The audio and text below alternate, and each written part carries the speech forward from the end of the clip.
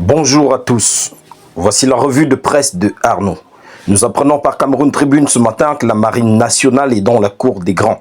Ceux-ci, notamment les patrouilleurs CNS Lentem et CNS Lassanaga, suite à un décret présidentiel signé vendredi dernier, ont reçu des fourragères, décorations collectives sous forme de cordelières.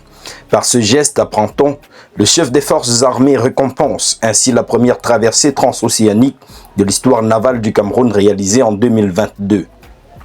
Dans son édition de ce 23 juin, Le Jour nous apprend en grande une que les longs règnes s'achèvent souvent mal. Dans cet article, le journal explore avec Aman Mana sa dernière production littéraire, lui qui est l'auteur de Les Années Biya. Aman Mana revient dans cette interview que vous pouvez lire en page 2 du quotidien sur les conditions de production de son ouvrage, sa signification et des leçons à tirer. De l'espoir à l'incertitude en passant par la déception, la crispation, la corruption globale et la répression, Aman Mana explique pourquoi il a décidé de retracer le règne du régime Biya.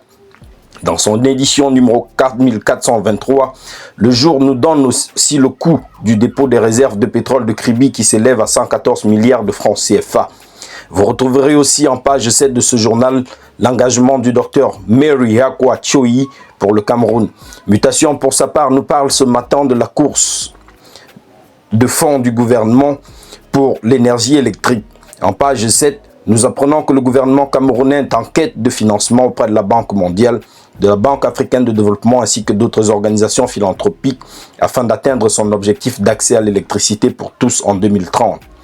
Pour les passionnés des questions de football, en page 11, le quotidien nous informe que la normalisation au ONA à la FECAFOOT a été revisitée. L'œil du Sahel, quant à lui, a préféré nous parler du retour de Marafa dans son édition de ce jour. Le quotidien de Guiba et Gatama nous informe que le haut commis de l'État vient de publier un consolidé de tous ses écrits de prison avec la publication de son livre intitulé Le choix de l'espoir, un livre qui, comme le dit ce journal, se situe en droite ligne du choix de l'action que Marafa Hamidou Yahya a publié en 2012.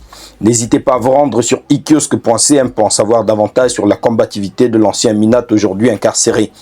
Le Messager pour sa une d'aujourd'hui nous apprend que l'extrême nord est au bon soin de Biya. Et pour cause, le ministre de la Santé Manaouda Malachi y a lancé samedi dernier la campagne Promotion Santé 2025 qu'il a présentée aux populations de la région comme étant le fruit d'un engagement présidentiel en vue de répondre aux besoins de santé des couches sociales souvent oubliées des grandes infrastructures médicales. Retrouvez cet article en ligne sur ikiosque.cm en page 5. Le Soir, pour sa grande une, titre aussi sur la campagne Promotion Santé 2025. Il nous parle à ce sujet de la grande offensive sanitaire de Manaouda Malachi en faveur des populations vulnérables.